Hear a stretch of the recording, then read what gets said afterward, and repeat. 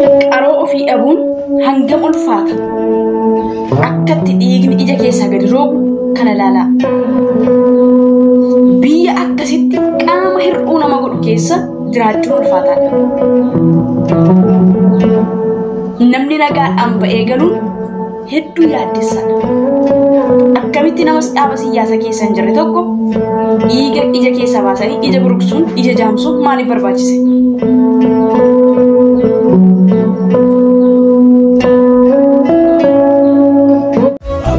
Raawwate milkiin koosiin tolee dhahaan darabatames nan kaasne mogolee.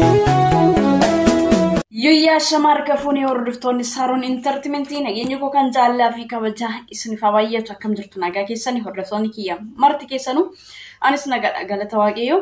Egaa guyyaarraa kan ammoo gochaa fokkisaa fi cigaasaa akkasumallee dhaloota ola deemuu waan haamilee dhorku tokko waliin qabanii dhufneerra jechuudha. Daba keessattuu daba sirriin ta'a daba daangaa darbeedha jechuudha. Saaratti waliin hinaasofna akkasumallee waliillee ilaalla jechuudha. Egaa dursa yaadaa fi koomentii akkasumallee yoo qabaattan saanduqa koomentii keessatti barreessuu dandeessu. Akkuma kanallee like, subscribe, share gochuu hin dagatinaa isin jechuu barbaada. Egaa yaada ani isinii qabadhee dhufe kun jechuudha. Akkuma isin beektan jechuudha. Guyyaa kaleessaatti qabee kan toora social media irratti naannaa oolee fi deddeemaa oolee hundumti keessanii kan beektan jechuudha. Waan dhaloota egeree dhaloota dugda duubaatiin dhufu akka isaan humnaan godhanne humna isaanii kan rukutuu fi paaworii kan buusu gochaa jibbisiisaa osoo balleessaan jiraate balleessa sanaaf seerri otoo lafa taa'ee jiru kan daangaa darbe immoo dhala namaa irratti yeroo raawwatamudha jechuudha. Kan nuti guyyaa kaleessaatti argaa turre jechuudha. Innis maal yoo ta'ani akkuma isin beektanii viidiyoo gabaabduu illee isin agarsiisa jechuudha. Toora social media naanna'aa kan turee fi mucaa garraamii akkasumallee hojii koomedii yookiin immoo qoosaa hojjechuun kan beekamu reebichi hamaan irra ga'uusaarraa kan ka'e agartuusaa yookiin immoo qaroosaa dhabsiisanii jiru jechuudha. Viidiyoo. Ani ka jedhu Oromoo irraa yooma dhiiga boohuun qoora yoomuma irraa dhaabbata. Mucaa kana isaa nagayaan miidiyaa kanarra dhufee isin kofalchiisee isin gammachiisee isin bohaarsee hin beeytanii namni asirratti hin beeyne hin jiru. Poolitikaa takka keessa hin jiru nama maa dhaabbattan nama maa waanyoon guddachuu bira taree jechuudha. Mucaa kana warri seeraa jechuudha akkanatti humtee biraa deemte dhugaa rabbii jechuudha. Wanni hagana nama gaddisiisu hin jiru. Fiilmii isiniif fakkaachuu danda'a miti wallaahi dhugaa rabbii ofii ija kiyyaan arge amma dawwalee fi gaafadhe jechuudha. Kanaaf sagalee ta'aa fi sagalee nama arrabsuu malee nama maali jedhu malee taatanii ta'aa fi ijoollee tana please. Egaa akkuma isin viidiyoo irraa argitan jechuudha. Namni kun qaroosaa akka dhabeellee barreessee ofii isaallee dubbateeti jira jechuudha. Nama siyyaasallee miti nama siyaasa deeggaru yookiis immoo nama ganda namaa arrabsullee yookiin immoo waan ganda namaa yookiis immoo qomoo namaa yookiis immoo siyaasa wajjin wal qabatu isaa hojjetu ani hin argine jechuudha. Hundumti keenya toora social media irratti beekna nama kana jechuudha. Guyyaa tokko kan nama bohaarsuu fi akkasumallee kan nama barsiisuu jiruuf jireenya hawaasa keessa jiru akkamitti akka calaqqisiisu nama bifa qoosaatiin mucaa xiqqoo naafi jedhamu wajjin yeroo hedduu kan daddabarsu elgooree garaagaraa kan dubbatu irraa kan hafe nama siyaasa qoosaa keessaan dabarsullee yookiis immoo nama siyaasa keessaa dhaaba tokko deeggaree tokko xiqqeessu saba tokko guddisee saba tokko immoo xiqqeessu guyyaa tokko nama hojjete miti jechuudha. Hundumti keessanuu kan beektanidha jechuudha. Osoo yakka kana keessa jiraate utuma daba kana keessa jiraate iyyuu fuula seeraatti akkaataa seerrii fi yookiin immoo akkaataa itti heerri ajajutti gaafatamuu qaba malee qaroo uumamaa jaamsuun dabaddabuun humnaa ol daangaa yakka suukkanniisarratti dalaguun sirrii miti jechuudha. Sababiin isaayyuu egaa akkuma isin beektan biyya keenya keessatti kabajni hin jiru jechuudha. Kabajni hin jiru mirgi dhala namaa sarbamaadha jechuudha. Namni jiraachuun irra titiisni jiraachuu wayya biyya keenya keessatti jechuudha. Maaliif nama hanga jiraatu otoo bineensi bineeldi jiraate irra gammadanatti fakkaata sabni biyya keenyas ta'e aanga'oonnis ta'e warri aangoo qaban jechuudha.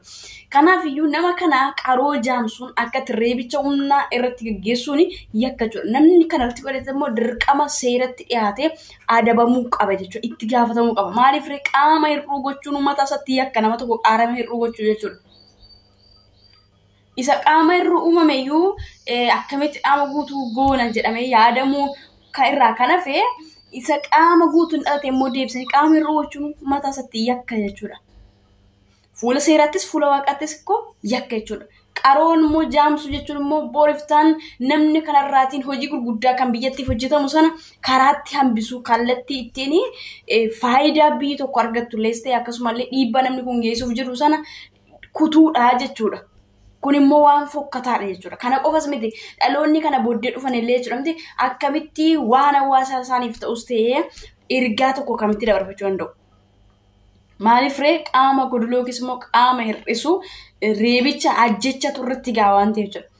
Mucaa kana jechuudha osoo inni yakka qabaateyyuu seeraan gaafatamuu kan qabu akkamitti qaroon jaamee dhiigni keessaa danfa dhiiga ija keessa ija buruqsumaaf barbaachise. Beeytanii namni asirratti hin deebiin jiru poolitikaa takka keessa hin jiru nama maa dhaabbattan nama maa waanyuun guddachuu bira taree jechuudha. Mucaa kana warri seeraa jechuudha. Argitan miti dhiigni ija keessaa gadi roobaa jechuudha. Maaliif dhiigni iji miidhamee jira burqee jira jechuudha.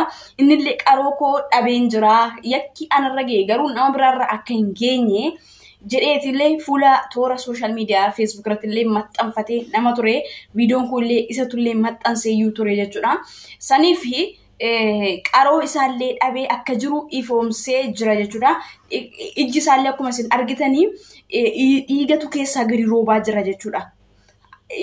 Maaliif kana keessatti namni kun yoo wal'aanamu ammallee taanaan nuti bukkeen dhaabannu taanaan namni kun guutummaatti illee booriftaan illee jechuudha hojii hojjechuudhaaf haamilee illee hin qabu jechuudha. Warroonni yakka kanarratti hojjetan immoo qoratamanii seeratti hin dhiyaatan fuula seeratti dhaabatanii firdii isaaniif kennamu hin fudhatan taanaan booriftaaniif jechuudha sodaachisaadha jechuudha. Akkuma isin beektan egaa magaalaa Buraayyuu keessatti wantoota hedduutu yeroo hedduudhaan deddeebi'ee ta'a jechuudha. Yakki ajjechaa, reebichi akkasumallee hanni wantoonni garaagaraa yeroo hedduutti deddeebi'ee ta'a jechuudha. Keessattuu ijoolleen keenya buufanni isaanii hedduun isaanii Buraayyuudha waan ta'eef isaanirratti yeroo hedduu gaggeeffama jechuudha. Kun immoo jibbaa fi akkasumallee ilaalcha saba keenyaaf qaban mul'isa jechuudha. Sababiin isaayyuu osoo nama guddaa nama siyaasa gaggeessuu dhaaba siyaasa godhaggeeree tokko immoo qofa waan ta'ee saba siyaasee jedhama. Amma mucaa kana saba maaliif reebame jedhama? Saba maaliif agartuunsaa dhabamuu danda'a? Yakka kamuyyoo dalage fuula seeraatti koo keeyyata mataasaa qaba heera mataasaa qaba jechuudha gaafatamuu danda'a jechuudha. Maaliif akkaasaatti immoo murtii isaa barbaachisu kennamuutu irra jira malee qaroo jaamsuun dhiituun akkasuma immoo dabaddabuun reebicha hamaaf waan fokkataa sukkanneessaa irratti raawwachuun fudhatama hin qabullee booriftaanillee rakkoo guddaaf biyyattii saaxila jechuudha. Maaliif kuni fiilmii miti yookiin fiilmii isitti dalagaa jira osoo hin taane waan isa irratti ta'e waan sirriif qabatamaa lafa jirudha jechuudha kun dhugaadha jechuudha. Kanaaf wanti kun yeroodhaa gara yerootti deddeebi'ee waan mul'atuu fi ijoolleen keenyallee gaafa Buraayyuu keessas ta'e akkasumallee iddoo garaagaraatti waliijjiin socho'uu waliijjiinis immoo wali eeguun barbaachisaadha. Akkuma kana haqa taarikummoo waaqayyo isaa baasuu fi sabni Oromoo illee bukkee dhaabate nama kana ammatti tokko qaroonsa balaa hamaadha saaxilamin gargaaruutii qaba jechuudha. Kunoo dhiigni akkasitti keessaa gadi roobaati jira.